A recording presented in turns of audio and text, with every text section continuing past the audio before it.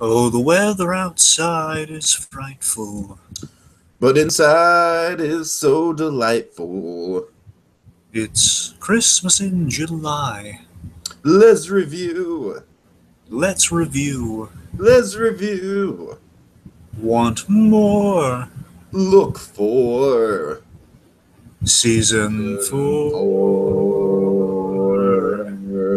Bum. Bum. Yeah, that is right. That is right, folks. We are back on track with another Christmas in July for y'all, getting them all kind of like lined up and in order before July is over. You know, we're kind of, we're like Santa Claus delivering presents on Christmas. You know what I mean, Dragon? We're in a time rush, but we're gonna get it done because we're miracle workers. Yep. Yeah, that's totally what we are. Okay.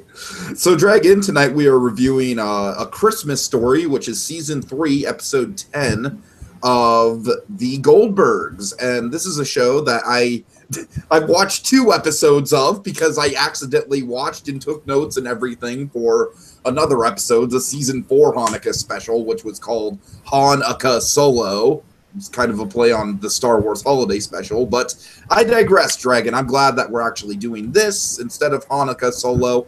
I'd kind of like to do Hanukkah Solo next year because that did have a lot of... What?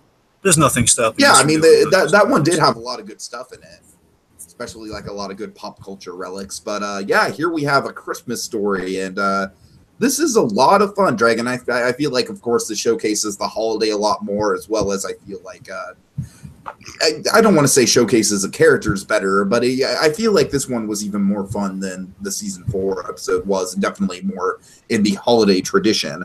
And I liked Beverly a lot more in this episode than I did in the Season 4 episode. It's not that I didn't like her, but in this one, she really shined, Dragon. I don't know about you, but this woman is just radiating Formiga charm. I know, She's right? Radiating it, man. I'll tease it a little bit now. I kind of dawned on me in this episode because let me establish this with the Goldbergs. Am I familiar with the Goldbergs? Basically, I have seen one episode in its entirety, the one that Kevin Smith directed about the '89 Batman coming out. Right. I have seen the majority of my Goldberg experience has been like the promos they tease, or like the very endings of the episodes before other shows come on. So basically, I have a familiarity based on that, and I looked into the premise a little bit. Patton Oswalt having talked about it, because Patton Oswalt, of course, is our older Adam narration in the show. Of course, the premise for all those men out beware. Of course, it's an '80s setting. It's based on the series creator Adam Goldberg's childhood experiences via the Patton Oswalt narration, and every episode is like 1980 something, so they can play with the dates a little bit. Yeah, that's fun. That's fun. Yes, right. And the thing with the Formiga charm is that Beverly always sticks out as like a big hallmark of the show. It's like her and Adam are the main stars of the show in many respects. And I remember Adam Goldberg talking about Back to the Future on this Back to the Future documentary about 30 years of Back to the Future back in time. And again, I've been introduced to her that way, but watching her here, it dawned on me halfway through the episode, oh my God, she has that Formiga charm. It's almost she's totally just like I said, she's just channeling Formiga here. It's ridiculous. It's like this. If Norma did not suffer through rape and murder, she would be Beverly Goldberg. Oh God! I mean, you don't have to put it that bluntly, but sure. No, I'm saying if Norma's life didn't get torpedoed at every turn, she could. I think she wants to be Beverly Goldberg. Right. It's like she's like a doppelganger. Like this is kind of her dream life. This woman is totally like a positive doppelganger of Norma Bates. It's like we went back in time and we changed, we prevented the bad stuff from happening to Norma, and this happened. Yep, pretty much. Oh God. Yeah. It's kind of like it's a fun like alternate timeline Vera Farmiga, or Norma Bates to be more exact, but again, Farmiga-esque. Okay, let's get to the episode. Oh, which by the way, Hanukkah episodes. We should definitely address that. So. Oh yeah, absolutely. We try every year to do at least one Hanukkah or other festive one. I say other because of the Proud Family Kwanzaa special we did. Or Festivus from Seinfeld. Yes, but Dragon, I still have scars from that Proud Family special. I still have the scars, man. That was something else. Why were they flying? But Anyways, but yes, like I said, we try and get as multicultural as we can. Of course, the resources there are limited. But Dragon, I'd like to say, I definitely think this show is like a one-a-year thing I'd like to do now, because especially because it's the Hanukkah thing, and I'm really into this show now. I mean, I'm not like gonna go and marathon the whole thing right away, but I'm liking this. I think this can be a tradition with Christmas in July moving forward, is the Goldbergs. So, all right. So we start, speaking of Christmas traditions, we start with A Christmas Story, which is Adam and Barry's favorite holiday tradition. Of course, these are two brothers on the show. Let's just fire up some of the tropes as, adult Adam. I call it Oswald Adam. Oswald Adam. Yeah, the narration, for sure. Good old Patton Oswalt. Watching some of his stand-up. Is Christmas Story in of itself a trope? Yes. Okay, Christmas Story. It is. We've done that before, when we like homage the Christmas Story in various ways. So there's a lot of that in here. So right off the bat, we have Oswald Adam reflecting on the Christmas break and the memories associated with that, hence the episode, such as tropes such as, get them ready, kids. Hot cocoa. Get your bingo cards of Christmas tropes at the ready. Just get them at the ready. Get your little stampers ready. So we have hot cocoa. We have gift wrapping. We have buttery popcorn while they're watching their favorite holiday movie, A Christmas Story, with his brother Barry. So hot cocoa, family traditions, remembering Christmas, A Christmas Story. Oh, God. Christmas break from school. Okay, this is just going to be an insane amount of tropes in this episode. Yes, there are. This might be the most like the opposite of the Courage podcast, where we're just like comically stretching for tropes. Oh man! Oh God, help us! Yes, we're going to have some difficulty with Courage, I'm sure. Yeah. So, but more on that later. Anyway, let's see. Yes, but honestly, this one might be the most tropes we've had in the holiday special, I gotta say. It could very well be. I mean, especially because the premise is very much kind of, meant to be like, okay, let's literally just get all these holiday tropes and throw them in a blender. Like, a lot of the episode is very much hindered on that. So, yeah. Yes. Right. Okay. So we then. All right. The reason they watch Christmas Story is because for some reason it spoke to them, and of course, it's kind of the fun charm of the Goldbergs and how they theme their episodes. We kind of parallel the theme of the episode with the events in the show, so they parallel the bullfrog scene, basically where the old man from A Christmas Story is like complaining they traded Bullfrog to Jeff Garland's character Murray, complaining about the Philadelphia team or someone. Then Beverly's calling the kids ludicrous. Down. Yep. And she's calling down the kids like Miss Parker from the mom from Christmas Story. Mm-hmm. Yeah. But it's established they don't do Christmas. Traditionally, they did not do Christmas, but they did Hanukkah, which meant a lot of family time and Eastern European foods. Oh yeah. Yep. So we get into a montage of the different sucky Hanukkah presents. It's basically like 8 days of presents. It's mostly filler. Yeah. Also, we have another this to me is a good subtle reference to Christmas Story. Says, oh man, what's that? Is that dog? No, it's stuffed cabbage. Of course, cabbage being a red cabbage from Christmas Story. So it's a little bit of a reference. Let's go! It's freaking Hanukkah, as Beverly says. Yes, we go through that not sound like something that Norma Bates would say? I know, that's what it started like. It was kind of seated it's there. It's freaking Hanukkah! Yep. Again, happy Norma. If Norma's life went in a positive direction, Beverly Goldberg, man, I'm saying. Right. Didn't we? Again, Garland and Beverly, they have Murray and Beverly. They have really great rapport, really great kind of chemistry here. Where basically, she'll say she'll guide the scene, and then he'll jump in with the punchline. Says, "Didn't we already do that? Did we just do that?" Thinking no, last year it did. It's kind of funny. So let's see. So yes, he clarifies the misconception. 8 nights means 8 equally awesome presents. Not true. So we see it's mostly filler. So take us through some of the various crappy gifts. Oh God, I mean, I don't have a great list in front of me. I just have more underpants. So many underpants, and also zit cream isn't an insult. It isn't a gift. It's an insult. We also have stuff like batteries and toothbrushes. Basically, each day got worse and worse, and just kind of pushed the limit of what qualifies as a gift. And we have which, from what I understand about Hanukkah, which isn't much, Dragon, but from what I understand, I'm not sure if each day is supposed to be progressively better, but I am pretty sure that on the last day, it's supposed to be the biggest gift. That would make sense. You end on a high note. It's like, hey, there's that new Xbox you wanted. Way more about this than I would, obviously. It's like, you don't want it to go like this. Hey, first day got an Xbox. Last day, I got gold coins in a dreidel. Exactly. I mean, this is like per the course. But we're going to end on this. We're not going to end big. I mean, what's the deal, man? I want to write my congressman.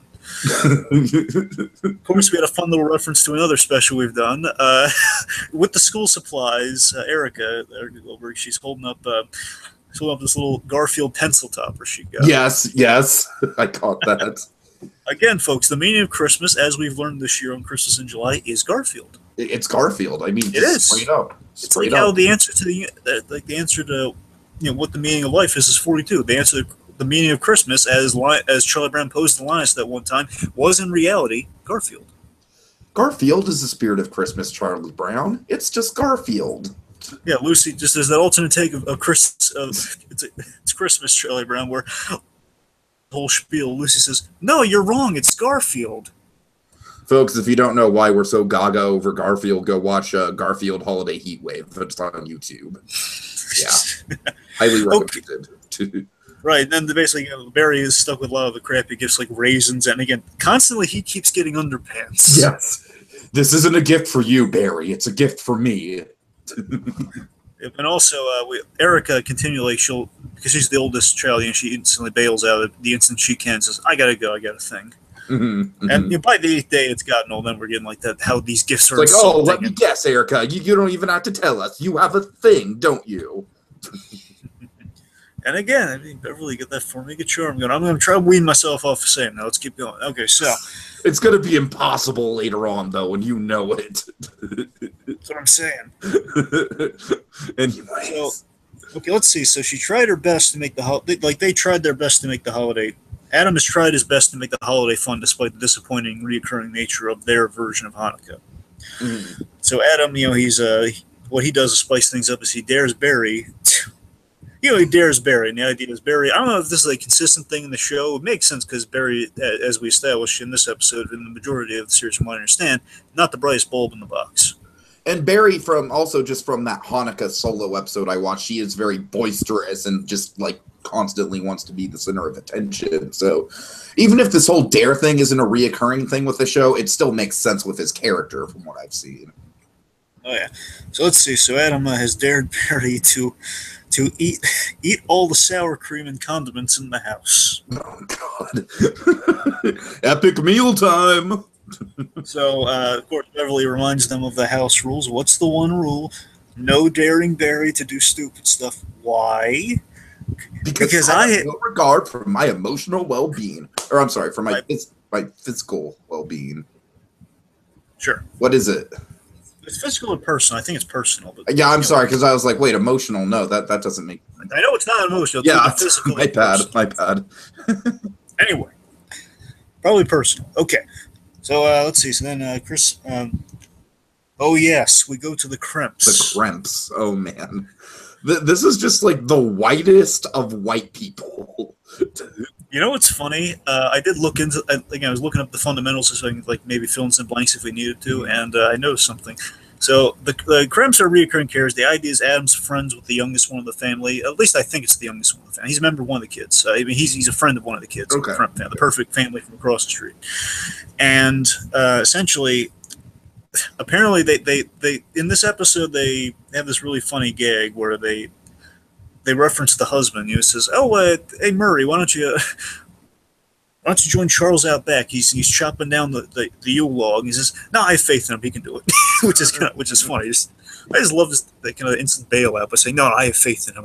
He's building him up. He's a really funny character, man. Like he's just so straight to the point. You know what I mean? But here's what's funny about that TV I found is that we've only seen the husband once. They keep finding ways to obscure him, apparently. Oh, okay. So And it's like he's one of those played by. sitcom characters, like the creepy naked guy from Friends. Sounds about right. But Okay. we do see, when, thankfully, instead of that guy, well, then again, we got limbs of that guy. So the point is, we do we do know who the actor is who plays Charles in like his one appearance, and it's someone we're going to see in another special we're doing this.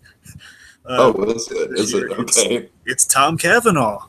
Tom Cavanaugh. Okay. And Okay. boy, I love Tom Cavanaugh for many reasons. It's the fact that I still love the fact that like, hey, Tom Cavanaugh's on the Flash right now, so we can't have him in the episode. Right. So Right. he's in the backyard doing stuff. Just take our word for it. Oh man. Okay. Okay. Oh, So yeah, as I said, this is just the whitest of white families. I don't know. Yep. So let's see. So Virginia Kremp, she's chock full of holiday cheer. She really is, and she's again, she's trying to be so nice. And you're right. She's kind of like the whitest of white families in a way, where she's saying "Merry." She corrects herself. She's being so politically correct here. She says, instead of saying "Merry Christmas," she says "Merry Winterfest." Yeah, because that's not awkward at all. Okay, let's see. So again, they seem like the perfect family. Scott's offering eggnog. Nog, eggnog. Not just eggnog with the cinnamon stick. These guys really are festive. And also, he's a college kid, so of course he makes a strong nog. I love this because at the end, which we'll get to, it seems very much that the Kremps are very much inspired off of a real life family because it does. Yeah, right. So it strikes me that's where it's based on a true story here about neighbors who got everything, and that probably inspired like half of this episode. The whole like showing up the other family kind of theme of the episode. So the other Kremp boys got exactly what they wanted, and of course. I finally got the BB gun I always wanted, which is of course a Christmas Story call out right there. Yep. And a snare drum. Yep. Well, it's not even just a regular drum, so it's like a snare drum. And Beverly, she's just really taken aback by this. She's like, why are your kids willingly participating? What else are they going to do? Then, of course, Beverly, she just doesn't get it. Basically, just kind of, I love that she boils it down to this fun phrase that keeps coming back in the episode. And it's just, you are good at family. No, there's no such thing as being good at family. Yes, you're good at family too. No, we're fine at family. Yeah, but we're fine. We're fab at family. Basically, as this back and forth going on, Murray just wants to is like bolting for the Exodus. Well, it's been fun. Again, Garland owns it, man. Yeah, he does. Again, Kevin Smith came back to direct the finale of one of the seasons. I hope they keep bringing him back because he's got to meet Jeff Garland and the other guys. It's he's done good work on the show as well. Sorry. Kind of random call out there. Point is, Murray's going for the exit. Well, it's been fun. We should do it again, but let's not make a plan. Before he leaves. So yeah, it looks like he has to. Let's see. There's a Santa thing that fell through, right? I didn't get the exact details. Basically, Virginia is asking if Murray could be Santa Claus for the kids. Again, obviously the kids don't need someone dressed as Santa at this point, but like, can you dress as Santa and hand out the gifts? Mm-hmm. Beverly agrees for Murray against being kind of all neighborly and stuff, and Murray begins to flee. He says, then he flees. He runs out, and with Bev chasing him. Yeah, good timing there. Yes. All right, so then we get a little bit of a backstory on the brothers. We have this game, Ball, which I really like, Dragon. This scene takes me back to me like playing with my little cousins as a kid and stuff like that, just inventing games and stuff. We also get the details, December 23rd, 1980-something. Very exact. 80-something, yes. So every time you take a shot in Ball, what do you have to yell, Dragon? Every time you with the every time you take a shot in Ball, you have to yell Ball. Yeah. Ball. So fun. Yes, so jovial and fun. Yes. Okay, so Adam winter wins. break is his favorite time of year because he gets to do, hang out with Barry so much. It's a sweet, like brotherly bonding thing until. And traditionally, it's like like the older brother is a little bit of a bully to you, but this is the time where it's like it's cool time. It's like there's times when Tom and Jerry got along with each other. It's kind of what it's like. It's much better than those times. Well, okay. If you're talking about the Tom and Jerry movie. No, I was talking about like in the actual episodes where they kind of teamed up for an. No, right. We've been over this analogy before. I'm sorry. It's just every time I hear Tom and Jerry getting along, I'm always triggered to the Tom and Jerry movie. See, this is why we can't. This is why we can't let the movie go because everyone keeps bringing that up. Exactly. Anyways, continue. All right, yeah. So let's see. So yeah, suddenly a girl appears. Da da da. This is Lainey. Now, Lainey was a friend established in the previous seasons that they're now she and Barry are now dating. They were She's friends. Erica's friend, right? I believe so. Yes, Yeah. and Barry had a thing for her, and then they kind of finally consummated it. Well, I mean, they're dating, so they're now boyfriend. Okay. Girlfriend. Right. So, hence the reason she's being included this year. Got it. Yes. So yeah, Ball has now been drastically changed, Dragon. Yes, The it is. Ball you knew is over. We don't recognize that federation anymore. Oh God, I can't even begin to catch you up on all the changes I've made to Ball in the past 10 minutes. I'm really liking these two. This is just a really fun brotherly dynamic. And I like that again. I really liked Lainey here. Again, I had no idea who Lainey was before because she wasn't really in the Batman episode I've seen, so I had no idea who this girl was until I looked into it. But again, she seems really nice and pleasant here. And she seems like A nice girl. yes, exactly. She does seem like a nice girl, doesn't she? She does.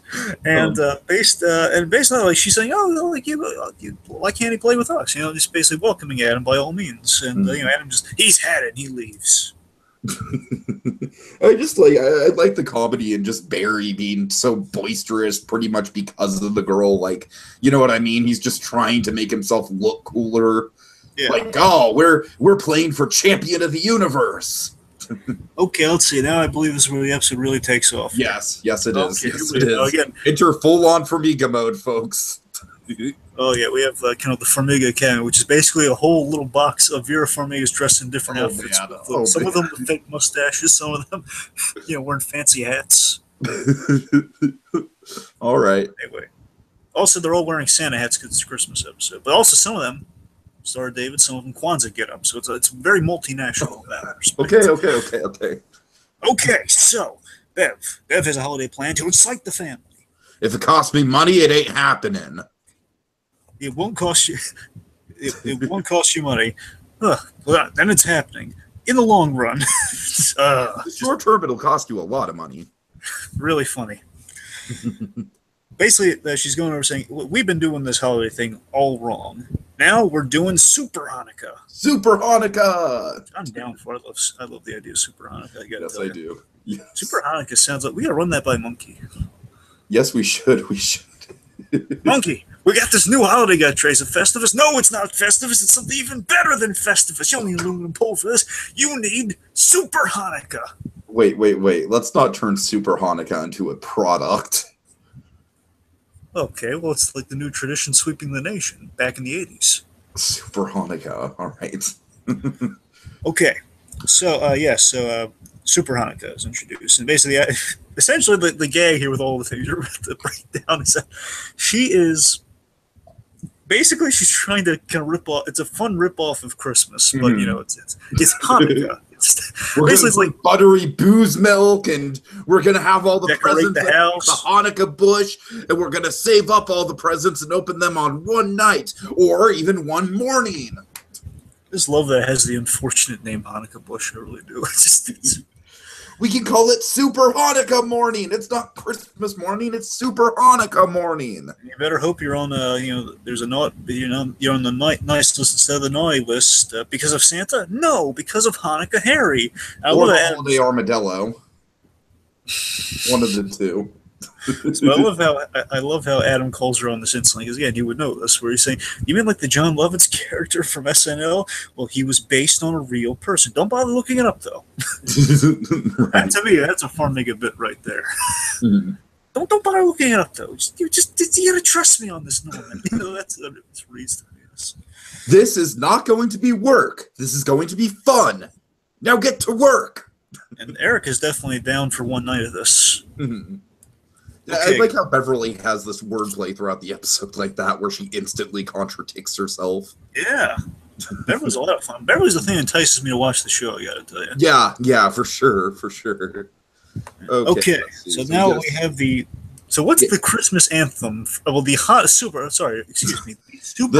Hanukkah anthem is Santa Claus is Coming to Town, because why not? By Neil Diamond, the voice of our people. Oh God! Yes, we have the Super Hanukkah montage in which they cut down a bush to decorate into a Hanukkah bush. Again, get your mind out of the gutters, folks. Hanukkah Every bush. gift under the bush is better than the last. Yes. Let's see. They're hanging stockings. They're hanging essentially stockings under the thing, but they aren't hanging. They aren't stockings. You know, They're everything's Hanukkah socks. Yes, Hanukkah socks. Of course, everything very much in the super. That's the Super Hanukkah spirit. Now you're getting it. They light the house for a change, which is nice. And then, of course, Murray's it looks expensive. It is Super Hanukkah. I mean, this lady has so much great enthusiasm with her performance here. I gotta give her points there. Yeah. And they actually got gifts that they wanted. Erica gets a guitar, no socks, no underwear, no raisins either. Let's see. Lainey bought Barry an Eagles jersey. Not because her father works for the Eagles, so she didn't spend anything on it. So it's an Eagles jersey in which the whole team is signed. And of course, what Adam presented was it's a nice cheap gift. In the 80s, it probably cost a little bit more. It was a little football keychain. Mm-hmm. And he calls her out saying, "There's a $10 limit." "Oh, it's okay. I got it for free." Again, she's so nice. Darn it. I think logically Adam can't be mad at her, but at the same time, oh man, she's making me look bad, steal my brother away from me around the holidays. Ooh. And she's so bad. Funny little side note here. If you'll notice, Adam's shirt says "Revenge of the Jedi." That's an exclusive shirt. That's when they printed out the wrong name on Return of the Jedi. Nice. Speaking of which, who's the Scrooge in this thing? We have to nail that down. Pretty sure it's Adam. It's Adam? Well, actually, what's funny? Based on the fact that Adam and Pops, they're in the show, they're kind of plays like they're kind of the flip side of the same coin. They're kind of really good friends. They have really good relationship. They both are the Scrooge in the special. I would sign off more on, because Adam is just kind of like, he's just kind of got the thing going on with the brother. Well, I would say that Pop is more the Scrooge, because, Pop's got that whole thing where he's against the traditions, you know what I mean? And he has to go on the ark. I mean, he's not against the traditions, but he is a Scrooge for Super Hanukkah. If we have to pick one, then yes, Pops. But I'm saying Adam does go through an arc, and he's like very like kind of Scrooge-esque to this poor girl. I guess that's fair. Yeah. All right. But I mean, okay, fine. We can label it. Like Pop, I said, with Pop, it's like he's more kind of like the holiday Scrooge. So. Yep. All right. Alrighty. So let's see. Right. Let's see. So after. Oh God, we get a great delivery from Beverly. She's just like, go on. "This is the holiday of my dreams, and I don't ever want it to end, ever."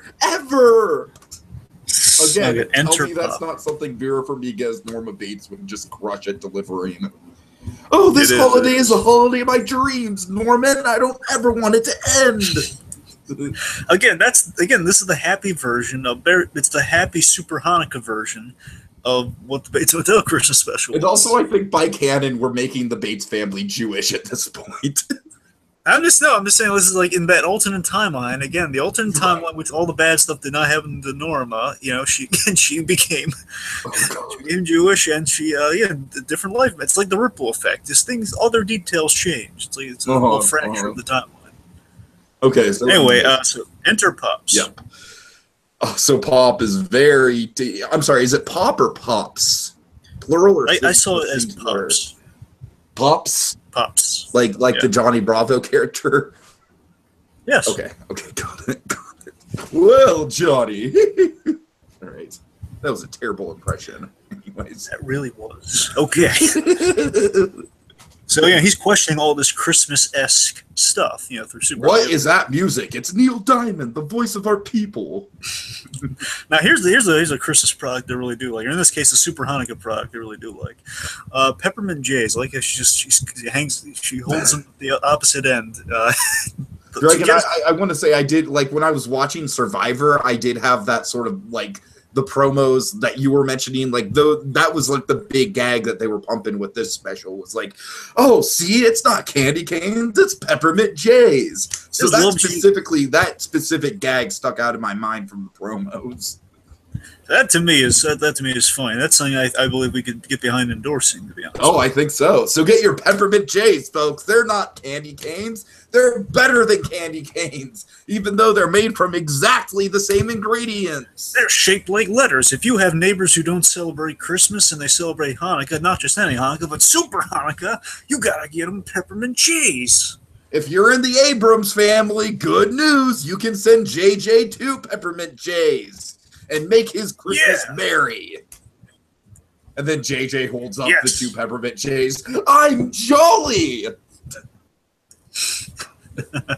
Then you have a J.K. Simmons dressed as a Santa, as J.J.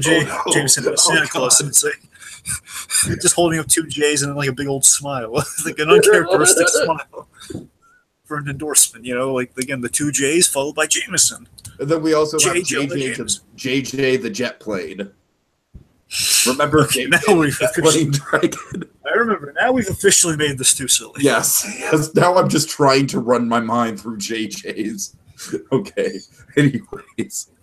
All right. Oh, remember that really twisted scene from Batman Beyond Return of the Joker with Joker Jr.? Oh, JJ.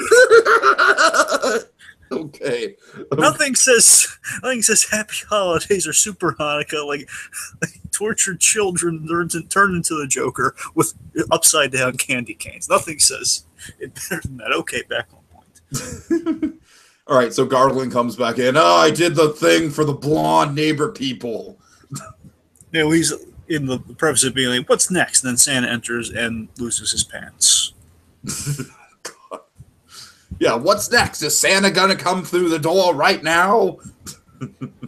Boy, does he. I love this too. And there's a gag that isn't here. I'm not saying like I'm mad that they didn't have it in there. I'm just kind of like, I was expecting they didn't do it. I'm kind of respecting a little bit more for not having this easy gag where we enter Virginia. Again, Virginia enters. And I had like a fun gag in here if we did get this scene. Basically, if she saw Garland, having ditched the pants. Yes, Virginia, there is a Santa Claus, and he has no pants. Oh, God. Oh, man. Yep. We didn't get that scene, so that's just a pointless, fun observation. So she's amazed by everything. Of course, we have kind of the very literal Virginia here, and of course, we have the very skeptical Pops here, who's against Super Hanukkah, and Virginia is very inquisitive about Super Hanukkah. There's a rich cultural significance to this. Otherwise, you wouldn't do this to me, would you? Yep. So she's asking the story behind the Hanukkah bush, which I know out of context does not sound right, but she's asking about... Oh, get over that. It's fine. It's fine. So puts her on the spot. She found the... remember Tika, do you remember the legend about the Hanukkah bush? All I have written down is it's basically like they found the bush in the temple basement. Yep. That's it. And then they ate festive tchotchkes, and they found festive tchotchkes, like tchotchkes, yeah, like gift shop stuff. And then the main thing I remember is, you forgot the part where Aquaman swam to Egypt and parted the Red Seas with his dolphin friends. Now that's the Moses remake I want to see. Oh, hell yeah. Especially if it's like bro-y Carl Urban Aquaman. Anyways. Carl Urban Aquaman. Oh, wait, what am I saying? Carl Urban Aquaman. Oh, God. Yeah, he's in Thor, Diggy. I know. What am I saying? No, Jason Momoa. Bro-y Jason Momoa Aquaman. Okay. I'm sorry. All right. Oh, that's embarrassing. All right, so let's see. After the Aquaman gag, it basically says, I'll show you ridiculous. You say, I'm just being ridiculous. I'll show you when he leaves. Mm-hmm. Then, again, Beverly's trying to save face by saying, "Oh yes, that's the reenactment of Aquaman storming out." Yep. It's kind of fun. It's almost as if they made a cartoony light version of Farmiga, but of course we have it in a completely different context. It's kind of what we're dealing with. Our parody version of Norma Bates, but in her own lighthearted show.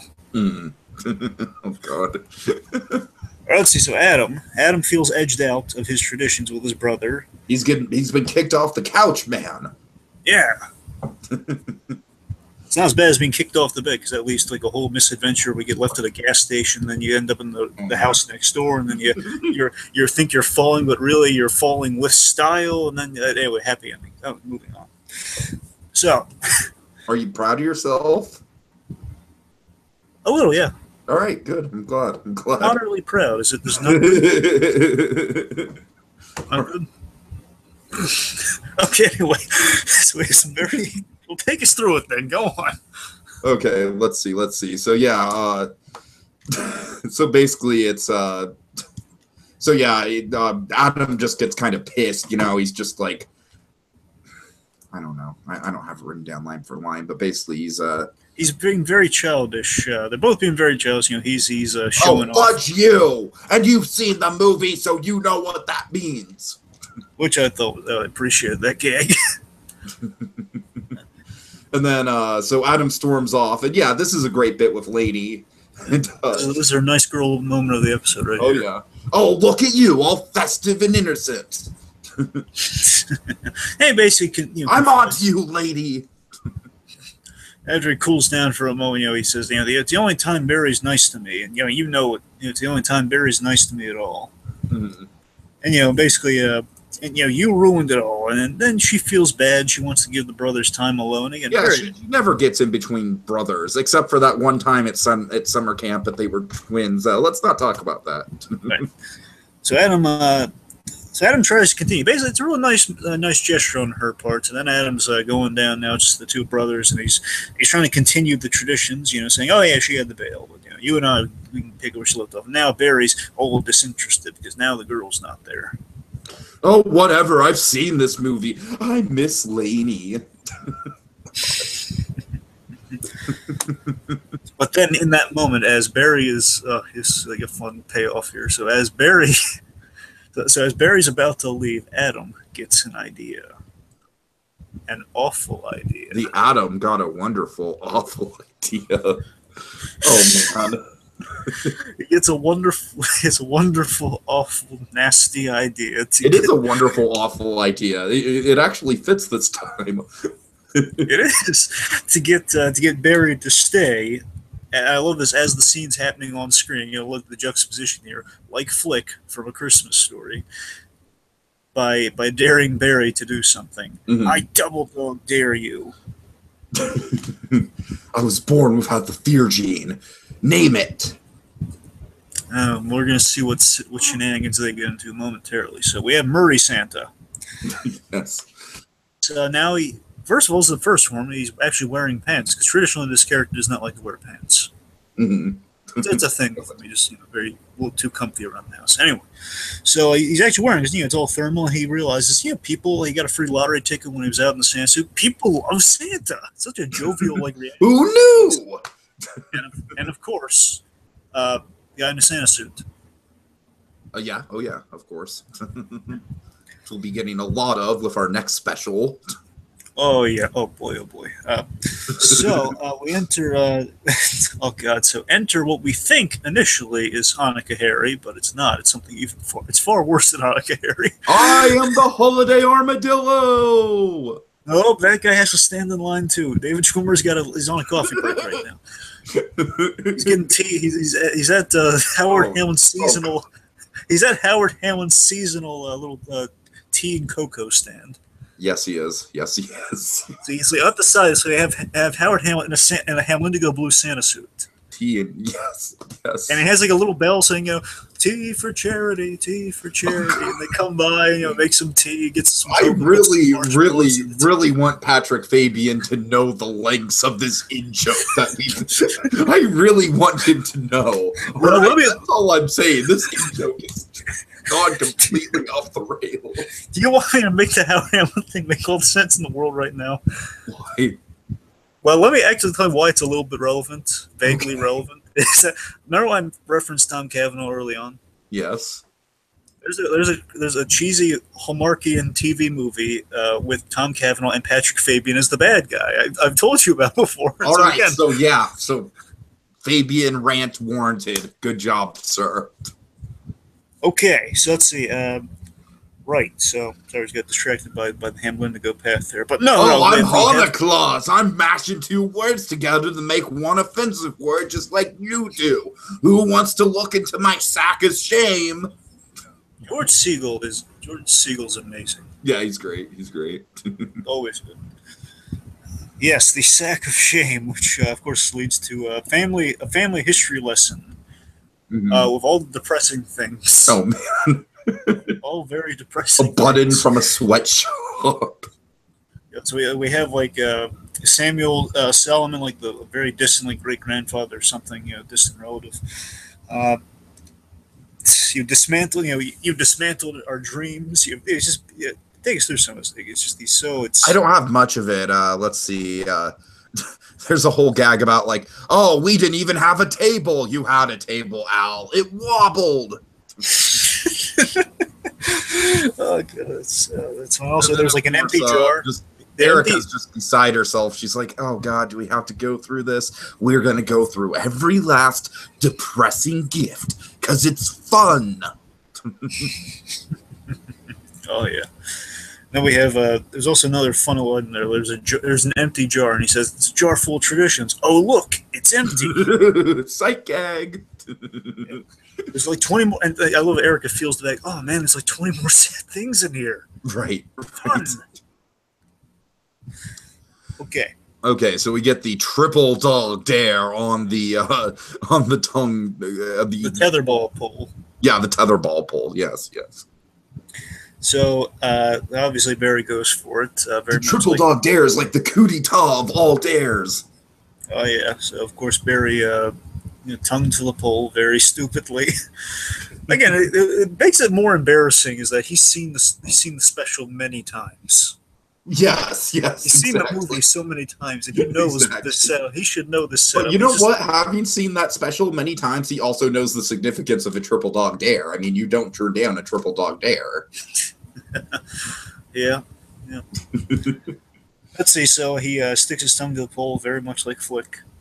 And then basically, this is like the opportunity for Adam to voice his frustrations to his now trapped brother. So you're gonna spend time whether you like it or not. Ha!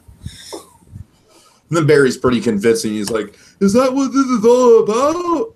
Oh, of course I'll spend time with you. Let's go inside and play a game of ball." Again, I just love the concept of ball. Oh, yeah. The original version? Of course the original version. Come over here and give Big Tasty a hug. Now, I assume Big Tasty is one of Barry's nicknames, which is hilarious. I think it might be a real football player from the 80s. Could it be? Oh, okay, that makes sense. Yeah, that's why, because his stocking's also called Big Tasty, and the jersey was Big Tasty. So I think that's the player that he really likes on the Philadelphia team. I don't know though. It might be a nickname. Well, man, I don't know. It could be. I'm saying it's a nickname of some sort. So I'm gonna look it up really quick because I'm pretty sure I remember in that other Hanukkah solo. It might just be he really likes that one play, and that's why his nickname is Big Tasty. Okay, wait, what is it? Big Tasty. Tasty. Okay, I'm just gonna Google Goldbergs Big Tasty and see what comes up. Okay. Anyway, so then of course. Oh, you know what it is? It's his rap name. It's his rapper name. Ah. Yeah. That's. I didn't see that one coming, but okay. He raps in the Han Solo, the Hanukkah solo. Is he any good? There's more of an emphasis on that. Was he any good? No. I figured as much. Okay. It's kind of like pseudo Lonely Islands. I mean, kind of like in a so bad it's in good way. It's kind of entertaining. You know what I mean? It's like Lonely Island style entertaining. All right, let's see. So then both these idiots get stuck to the pole as he lures Adam into a false sense of security, brings him in, and basically now his lips are stuck to it just because he got smushed to it. Oh, God. Oh, God. And basically they're airing their grievances out to each other. So in a way, it is like Festivus. There's an aluminum pole, yes. and they're stuck yeah, there's to a pole. You're right. You're right. A pole is involved. I didn't even realize that. There's a little bit of Festivus in the holiday after all. God. Okay. We have Hanukkah Claus. Yeah, Santa Claus is singing the 12 days of Hanukkah on a banjo. The 12 days of grievances. 12 days of grievances. Again, it feels very much like Festivus. Because they just all came so fast. Do you have any of them? No, but again, it's been again. He's listing various grievances about this, about Super Hanukkah. Mm-hmm. You know how basically, basically what you're doing is trampling on yield traditions. Mm-hmm. Oh, Hanukkah verse, you crap all over our cultures. It goes from 12 days, a 12 days of Christmas type song to a Jingle Bells. There's a bunch of different Christmas songs on the banjo. Give her the damn banjo, Al. Yeah, I think it's nice to see Murray on her side there. Yeah. And then, of course, we lead to this. To me is just kind of a fun reference in its own. Just the classic and the Moses story. Watching Prince of Egypt recently was by happenstance. I swear it is by happenstance. The burning bush gag. Right. Just the fact that we have the burning Hanukkah bush. Someone save the Hanukkah tree, a Christmas bush, whatever.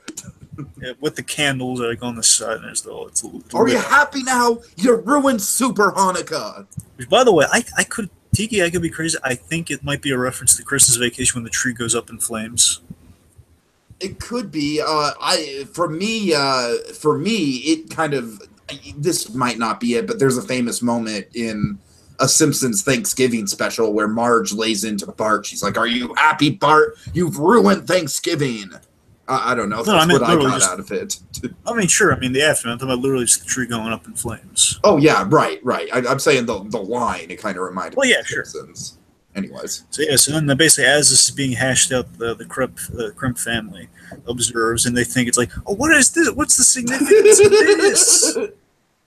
And then Beverly kind of goes into a rant. We suck at family. We suck at it. We're the suck-butted. The big suck. We suck-butted family, she says. Oh, God. And then I love to say, this is when a bleep works. Not on Gallivant, where they have to do like an uncharacteristic bleep. And I hate the bleeps on Gallivant. But we have actually, she's bleep, and then we have a bleep from Garland at the same time. It's like echoing what she said. Right. We do. Like, bleep, we do. Like, F it, we do. There's Garland's go like, yeah, F it. He was just he's so enthusiastic about it. Like, yeah. Mm-hmm. Anyway, so then we have the brothers freezing it out. They begin to warmth. Yes, they're hugging for warmth, and they basically get the apologies here. And you're my brother. You can never be replaced. Real nice, holly jolliness going on there. They say "I love you" to each other for the first time in their life, I think. Yeah, and then we have this great gag where initially it's basically after this moment, like when they hug, I guess, and just as they're going through this, the pole moves, and then he says, "What was that? The warmth in my heart? No, you can move the pole." So then they both collectively lift the pole, and they enter the house having just various pole. Yeah, man, it's really dangerous because if this thing falls, there can be some serious damage. Oh God, right. Oh man. And then this is just such good timing here. They enter the house with their tongues on the pole, and Garland's just like, "I've raised morons." That's fair. You really have. Of course, the idea is with the mother's eyes, they can do no wrong. In the father's eyes, he's looking at very realistically. No, they screwed up. Yeah. Right. Okay, so let's see. We then have the. It's kind of established that again, Christmas Story keeps coming on. So it's 24 hours of Christmas Story even back in the 80s. Which was there 24 hours of A Christmas Story back in the 80s? I feel like that's a 2000s thing. I'll be fair. I'm reading into that. What I'm saying, mostly it was coming on again, but I'm just saying that's why they're kind of hinting, they're trying to homage the fact that it comes on constantly. Right. All right. Like, hey, maybe it's coming on again. Plus, a different day's possibly gone by. So yeah, I don't know, either or. Mm-hmm. Fair enough. Yeah. So we have. And they have room for Lainey now to watch Christmas Story. It's kind of the significance of it all. So, now Lainey's welcomed. There's enough love to go around. Oh, ain't that cute. Being good, and basically what's going on in the narration is, being good at family is not about, the sizzle and pop. It's about remembering the importance in the first place. Mm-hmm. Yeah, Bev, thanks, sir. Yeah, so Bev, she's with Pop, and Pop gives her the mother's locket. It was a picture of her from, I believe it's a baby picture of Bev from her first Hanukkah, right? Yeah, it's the mother and Bev and the little locket. It's basically from the first Hanukkah gift that she gave her.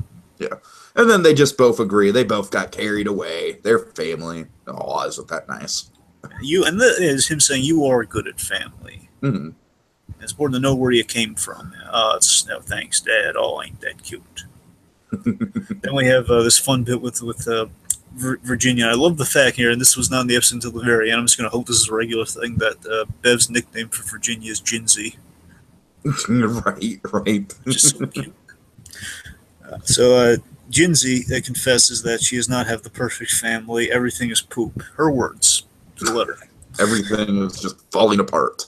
Yep. I mean, the boys gave the pet eggnog, and they have to clean the carpet now.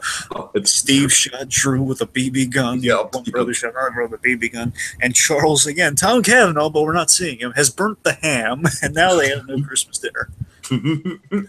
Oh, well, you can come with us to Christmas dinner. But not Charles, because we can't afford him. No, exactly.